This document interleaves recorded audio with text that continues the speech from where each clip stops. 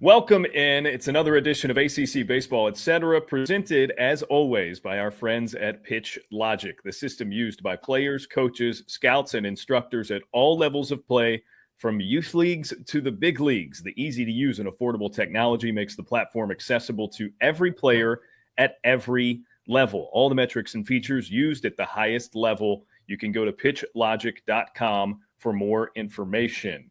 Greetings. I'm Daron Vaught.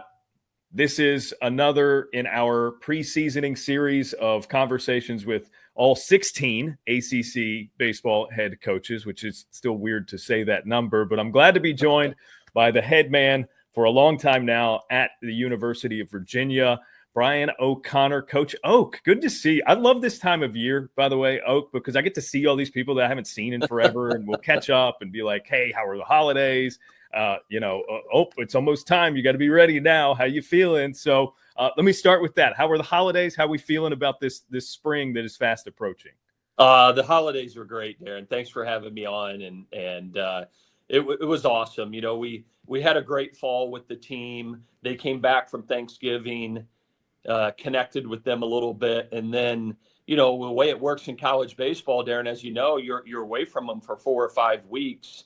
We have our first practice here coming up this coming Monday, and excited for the guys to be back and just ready to go. This is an exciting time of the year, and just looking forward to another great season of ACC baseball. I would categorize it, Coach, as another exciting edition of the Cavaliers, and we'll talk about the guys that are coming back and the all the possibilities of the 2025 season after getting to Omaha in 2024. If I may, though, I'd like to start you in sort of a broader place. I know you've had a good relationship with Tony Bennett since he was the men's basketball coach there at Virginia. Sort of shocking news to a lot of sports fans. Just prior to this college basketball season, he decided to step away from it.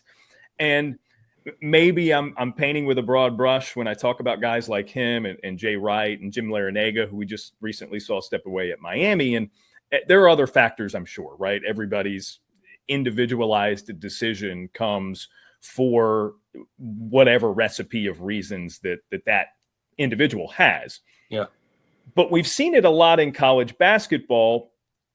Guys kind of just like stepping away because of maybe a sour taste in terms of how the job has changed over recent years. And those same changes have affected a college baseball coach's job. Yet I'm struck because that's not a trend we have seen yet, at least in college baseball. I mean, you certainly is a more tenured coach with a lot of success. I mean, nothing is stopping you from just like getting fed up with everything. And you just, for whatever reason, you just don't want to put up with it anymore. You could walk away tomorrow and we would still love you and think you were a great coach and appreciate your time and contributions to college baseball in the ACC, right? But you're staying.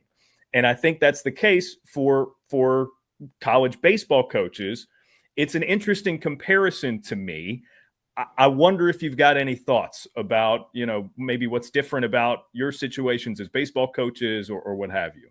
Yeah, Daron, you bring up a great topic. It's really interesting. First of all, I'd have to tell you, I don't know what the heck I would do if I wasn't sitting in this chair coaching college baseball, right? Brian O'Connor's not going anywhere for sure, and I just love it, and I love what is coming forward. I love the interaction with the young men on the field and building a team, right? And so not sure what else I would do or capable of doing if I wasn't doing this. I'd start with that. But, Daron, it's an interesting time in college athletics. I say interesting.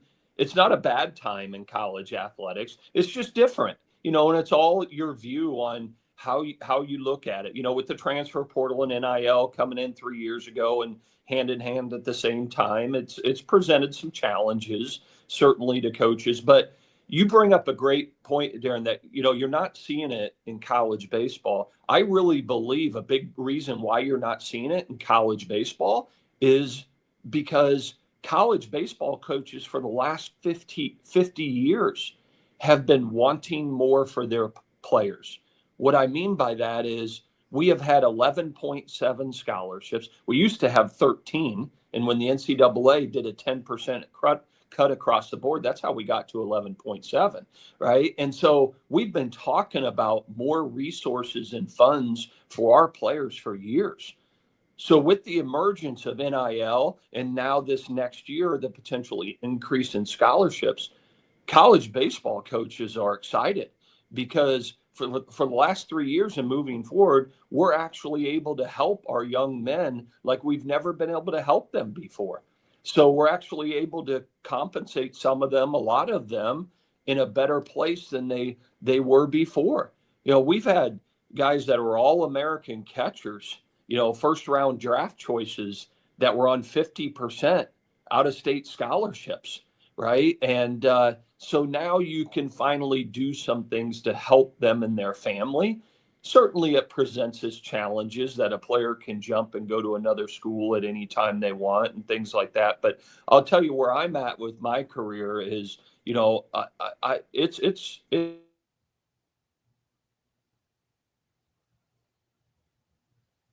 keep your baseball program in the nation's elite with all of these changes that have happened. And I have to actually look at it. It's been a lot of fun for me and our staff of how do we navigate this. Now, all of this is going to change again in 9 months, right? With the scholarship increases, nobody knows where that's going to go, where each team's at, what's going to happen with NIL. But I just, Daron, I enjoy trying to, figure it out, right? The landscape changes, the parameters change. How do you figure it out as a coach for your program to still be the best? Yeah, I love that approach, man. And it was good to see you over the summer, by the way, the couple of times that I did in Cary. Yeah. Good to see you out, seeing some of your guys, some of your recruits who are soon to be incoming Cavaliers.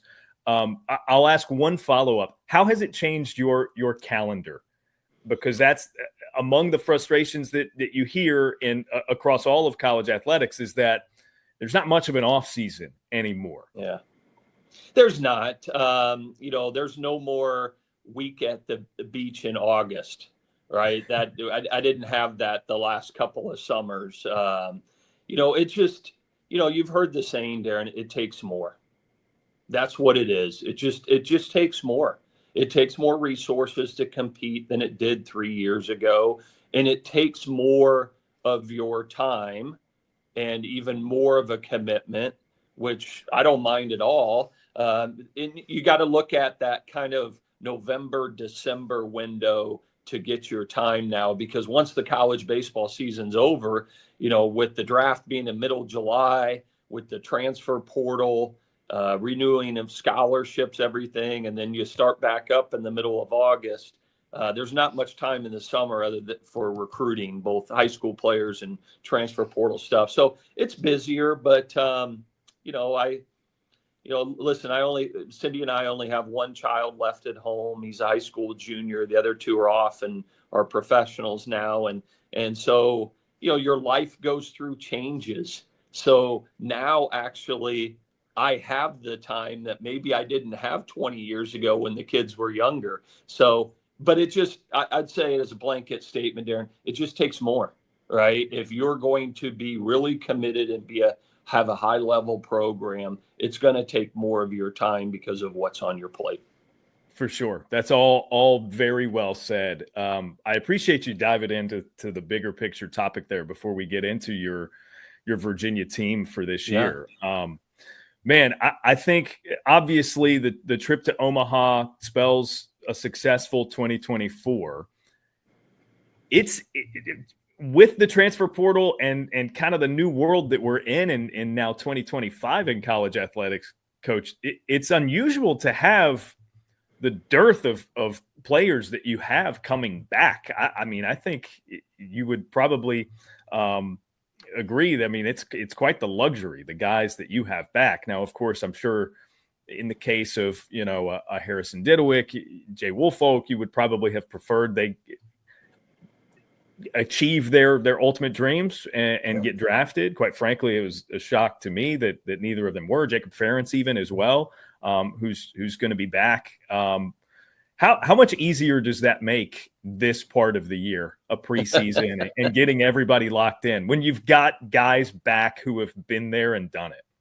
Well, certainly, Daron, you've followed college baseball for a long time. You know it makes a big difference that when you have, you know, your starting catcher back from last year that had 18 home runs, and you have a pitcher like Jay Woolfolk, and you have a dynamic player like Harrison Didewick that had over 20 home runs. You know, just those three players. You know, there's a lot of other great players, but you know, nothing replaces experience. And so we've been incredibly fortunate to make Omaha the last 2 years in a row. And coming out of 23, you know, we lost some coming out of 23 and into 24. You know, we lost some great players last year: Griff O'Farrell, Casey Sauke, Ethan Anderson, Anthony Stefan. You know, right on down the line, some good pitching as well. But we return a great core. And that's exciting. I can't explain why, you know, Woolfolk and Didewick and Ferentz, you know, they wanted more out of the draft, and it just didn't happen for them. And they wanted to continue to develop in college baseball, and we welcome them back with open arms. But you know, anytime that you can return a lot of the at bats like we do, and a lot of the innings on the mound, certainly you're really, really excited about what can possibly happen with this year's team. Yeah, and again, I'm just, you got both Henrys back, Godbout and Ford, of course, Eric Becker, Luke Hansen. I mean, it's just all guys who were there last year and in spots and came up big for you in certain situations. And of course, there are more to it than that. You know this. There's always the players from one year to the next, or maybe from the fall to the spring when they get back on campus, who just make those jumps, and it's kind of obvious. Like, whoa, okay, that's not the same dude that he was when I last saw him. Since Omaha, have there been significant jumps in that way, that kind of stark way with these guys? Because I think everybody who is familiar with your program, Coach, would agree that if they all came back and flatlined and they got no better or no worse, it's still a pretty good situation to be in, but that's not the nature of it. Yeah, it's not. I mean, certainly you've got the group of core players that have been playing for a year or two that you know that they have continued to progress in their development. You know, Godbout, Ford, Jacob Ferentz, you know, Harrison Didewick, you know, guys like that that have been, you know, mainstays for a year or 2 years. You know, there's a handful of players that I felt like this fall made really nice jumps. Luke Hansen has really emerged. You know, he played half the time. Him and Eric Becker split time at third base last year. Becker played a little bit of second when Godbout was banged up. But, you know, Luke Hansen's a better, as a junior, more refined, developed player. Eric Becker's a better player. He's physically a lot stronger than he was last year, and you know, that's exciting too. Those two guys will be somewhere on our infield.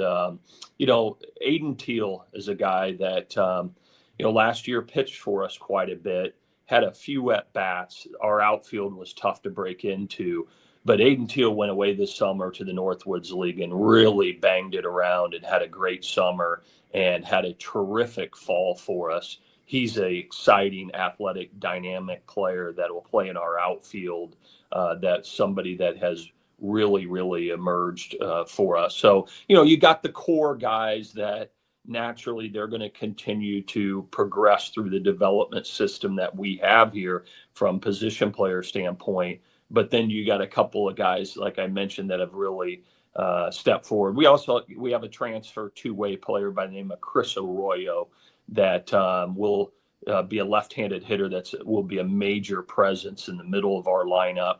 And he'll also start for us on the mound as well, as a left-handed pitcher that transferred to us from a junior college that we're really excited about. And there's a number of, you know, pitchers that I felt like really emerged this fall as well. You know, we have a transfer by the name of Joey Colucci that I'm really excited about. There's a freshman left-handed pitcher by the name of Tomas Valinkis that I think has a chance to do really great things for us as a true freshman, and got some good transfers on the mound that are other guys that are going to help us out. And Evan Blanco, he pitched great for us the back half of the year last year as our number one starter, and his velocity was up a tick this fall, so he looked strong. Jay Woolfolk pitched really well this fall like he did at the end of the year last year. So just a number of guys that really emerged, and I think are going to be key guys for us to be successful. It's a testament to the names that are back for your team that we were 15 minutes in before we even mentioned Evan. I mean, he was such a breakout for you guys last year.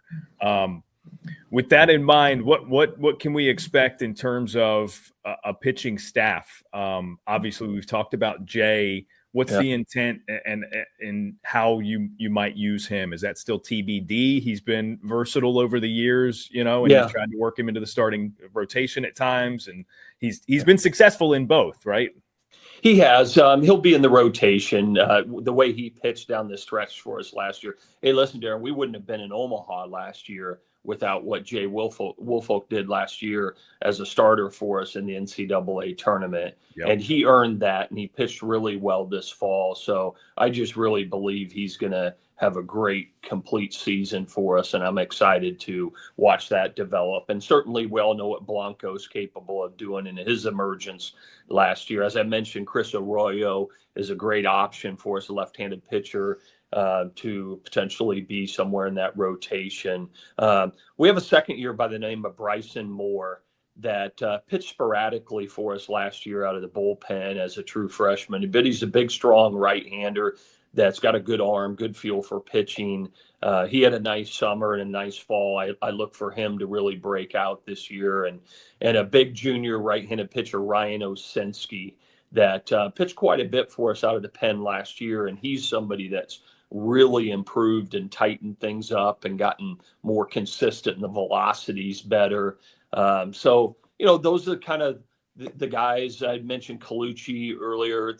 Those are the kind of the guys that are in the mix for that starting rotation or key bullpen jobs. Kevin Jaxel's a junior that had a really nice freshman year for us, had a little bit of a down year last year. I thought he was really competitive and good in the fall. And, a couple of, transfers that Wes Arrington, a left-hander by the name of Lansendorfer, Drew Kennan, who transferred to us from Dartmouth, who's got a really good arm, and Alex Marcos, who transferred from William & Mary's, a power arm right-hander. So, just a lot of guys that I feel like our depth on the mound is better than it's been in a couple of years. So I'm most excited to see how that fills out, right? You can look at the position players and see, okay, they got this guy, a lot of these guys back. It's fairly predictable, but I'm excited to see the pitching staff in this preseason, kind of start to form the roles and putting it together in the early part of the season.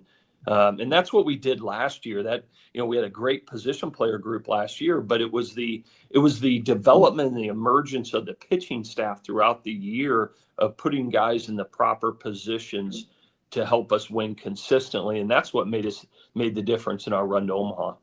Yeah, I would just, if I may, praise your pitching coach, Coach Dickinson, for the job that he's done with development of the arms for your program. I mean, you and he have done some great things over the past several years with pitching staffs. And I think Evan's a great example of that.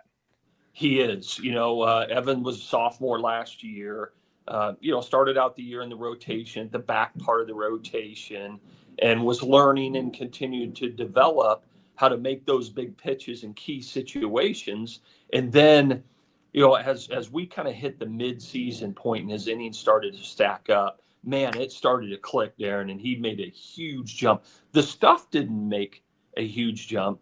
The execution and the understanding in moments in the game, what you have to do as a Friday night starter in this league to give your team a chance to win. And that was fun to watch. It was, nothing's better than seeing a pitcher, continue to develop and start to figure that out. The stuff is the stuff, whoever it is, but we all know it takes more to win at this level of college baseball. There's a lot of great stuff out there. It's a matter of the little details that it takes to, to figure out how to win the high level games.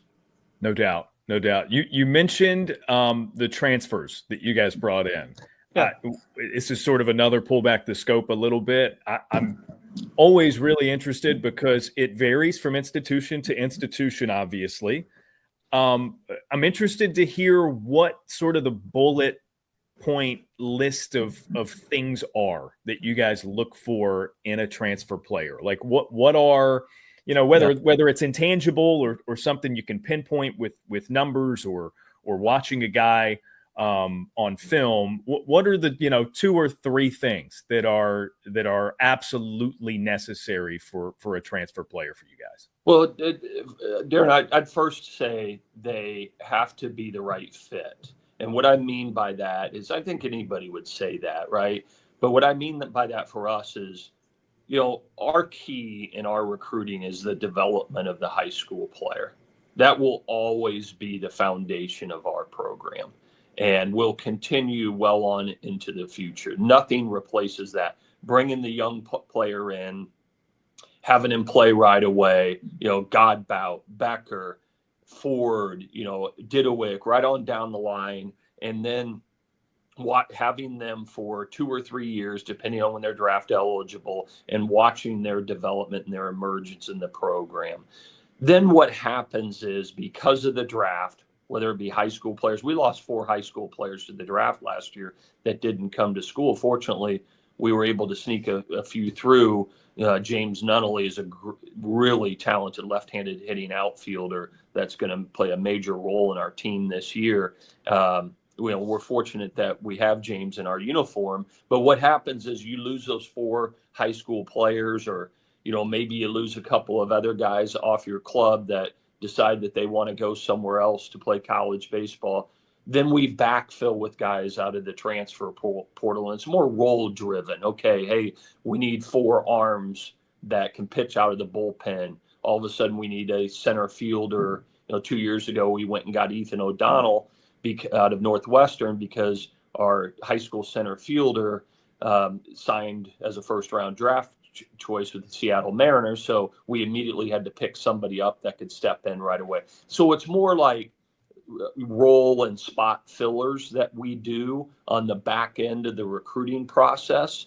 So that's where, first and foremost, I think that it's right fit. They also have to understand how our culture and how we go about our business.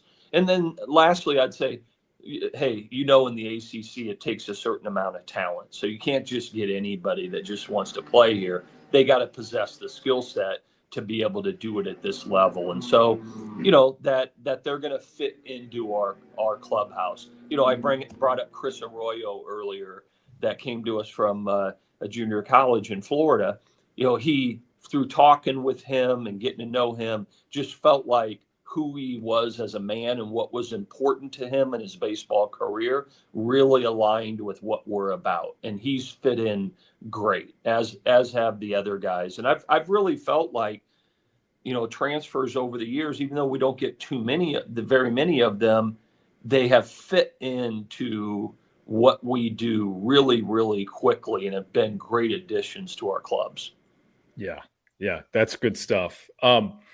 I saw you in week 2, I believe it was, of last season in Jacksonville for the Jacksonville College Baseball Classic. Shout out to our friends at Peak Events who do a great job with those.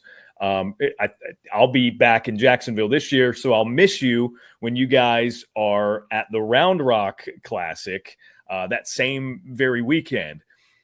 These are really cool environments early in the season, and you and I spoke about it last year in Jacksonville as it being kind of regional like. And I imagine that continues to be the reason that you guys are so game for going and doing something like this. What kind of impact did that Jacksonville tournament have on your guys as a a high competitive environment early in the season? You guys took away the championship, I will say too. So Yeah.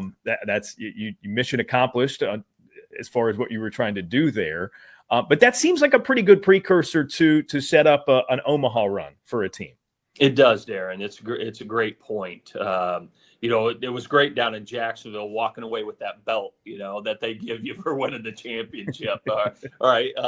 Our guys love that. But, that's why you do it, to put your guys in a situation against high quality teams that, you're going to need to win it, something like that, Round Rock or Jacksonville or the other peak event tournaments. You're going to have to play the second weekend of the season like you're going to need to play at the end of the year. So it's a good test for your team, seeing great competition, especially because 2 weeks later we start ACC play, right? And that's what that's going to be like. So first of all, Peak Events has done a terrific job, first class events. I'll try to go to one of their tournaments every year because I was just blown away with their hospitality and how they run things and the caliber of teams they get. So you really find a lot out about your ball club. This year, Daron, we're opening up the season in Puerto Rico. They've started a tournament down there. Yeah, so it's the inaugural year of it. And there's going to be 8 teams going and playing in the 2 World Baseball Classic stadiums in Puerto Rico. So we're going to open up down there the first weekend. Then we're going to go to Round Rock the second weekend to play a really good schedule, Oklahoma, Oregon State, and Minnesota.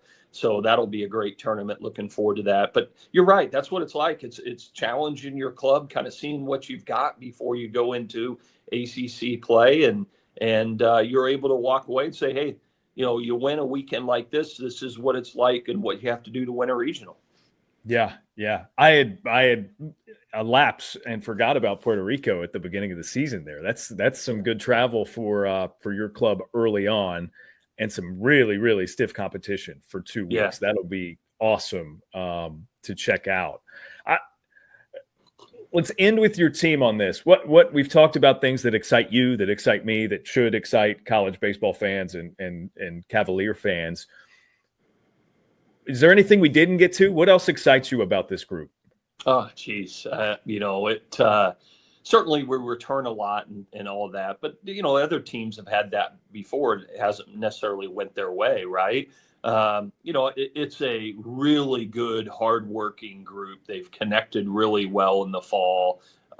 It's easy to look at our ball club there and say, geez, the offense, University of Virginia's had one of the top offensive teams the last 2 college baseball seasons. And, this could be right up there with them and another special team. I'm excited for it to see it just come together.